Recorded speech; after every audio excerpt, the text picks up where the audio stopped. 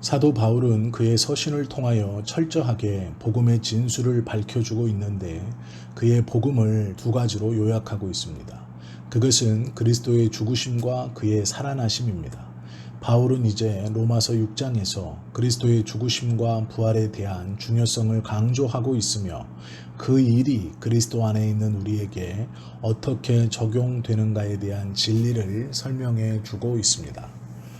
바울은 5절에서 만일 우리가 그의 죽으심을 본받아 연합한 자가 되었으면 또한 그의 부활을 본받아 연합한 자가 되리라고 말한 그 진리를 더 자세히 설명해 주기 위하여 이곳에서 그리스도의 죽으심과 부활에 대한 사건을 재차 설명하고 있습니다.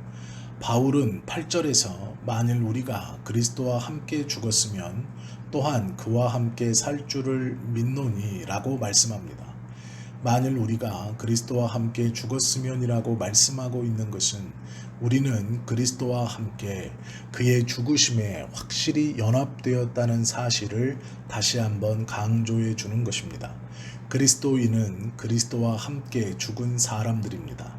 아담 안에 살아가고 있었던 사람, 죄의 체제 아래서 그 종으로 지배를 받아 옛사람이 그리스도의 죽으심과 합하여 죽은 사람들입니다. 만약 그렇지 않은 사람이 있다면 그 사람은 절대로 그리스도 안에 있는 사람이 될 수 없습니다.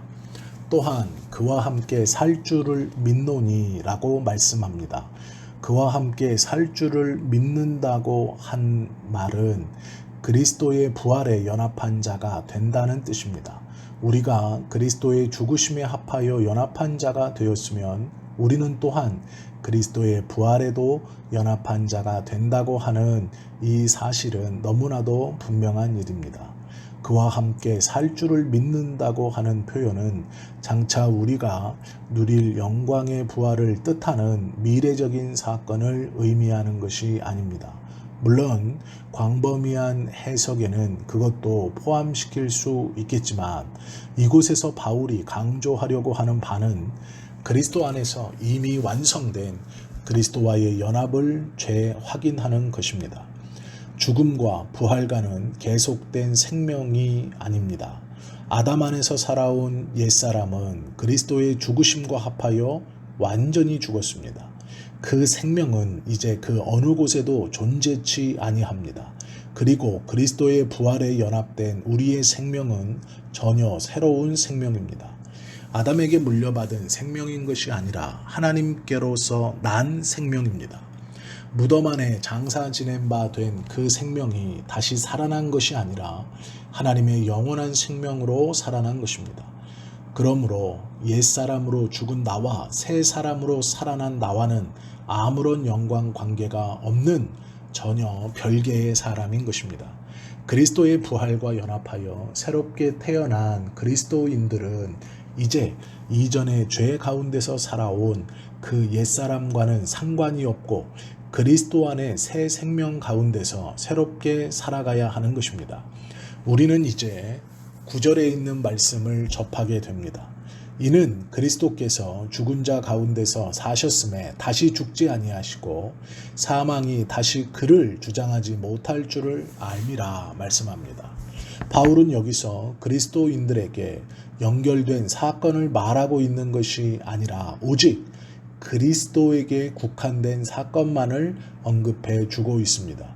바울이 이처럼 그리스도의 죽으심과 살아나심의 사건을 철저하게 다루는 이유는 그의 죽음과 부활 사건이 그리스도교의 전체적인 교리를 포괄하고 있기 때문입니다. 그리스도께서 죽은 자 가운데서 사셨다고 했습니다. 그리스도는 사시는 사건이 있기 전에 죽었었습니다. 그러므로 그리스도에게는 죽기 이전의 삶이 있으셨습니다. 죽음 이전에 그리스도의 삶은 죄의 지배 아래서의 삶이었습니다. 그에게는 죄는 없으셨지만 스스로 죄와 율법 아래 태어나셨습니다. 그것은 전혀 우리를 위해서였다고 말씀하고 있습니다. 그리스도는 그의 죽으심으로 이 일을 완성하셨습니다. 그리고 그는 죽은 자 가운데서 다시 사신 것입니다. 그리스도는 이제 다시 죽지 아니하신다고 하셨습니다. 그리스도는 다시 죽으실 수 없습니다. 그는 죽음의 사역을 이미 완성하셨기 때문입니다. 그는 죽음으로 모든 문제를 다 이루었습니다. 사망이 다시 그를 주장하지 못할 줄을 알미라고 말씀하고 있습니다. 그리스도는 죽은 자 가운데서 다시 사셨습니다. 이것은 그의 영광스러운 부활을 의미합니다. 부활은 사망을 이긴 증거입니다. 새롭게 살아나신 그리스도에게 다시는 사망의 권세가 주장할 수 없습니다. 그리스도의 부활은 율법을 이루신 일을 증거해 줍니다. 그는 죽으심으로 모든 율법의 요구를 만족시켜 주었습니다. 율법은 정죄에 있고 정죄는 곧 죽음인데 그리스도는 이 같은 모든 요구를 충족시켜 주신 것입니다. 그리고 그는 이제 죄와는 상관이 없는 새로운 생명, 의로우심으로 살아나셨습니다. 그런데 그가 사망 권세를 이기시고 다시 살아나신 것은 전혀 우리를 위하신 일이라고 말씀합니다. 우리에게 의를 주시기 위해서라고 말씀하고 있습니다. 바울은 왜 이처럼 그리스도의 죽으심과 부활하심에 대해 보다 확실하고 분명하게 거론하고 있는 것입니까? 이것이 확실해야 그리스도와의 연합에서 오는 진리가 분명해질 것이기 때문입니다. 우리는 계속해서 연합이 무엇인가, 무엇을 의미하는가를 살펴보고 있습니다. 하나님께서 말씀을 통해 우리에게 주시는 그리스도와의 연합, 그것을 통해 분명히 하나님의 은혜 아래 거하실 수 있는 우리 모두가 되실 수 있기를 예수님의 이름으로 축원합니다.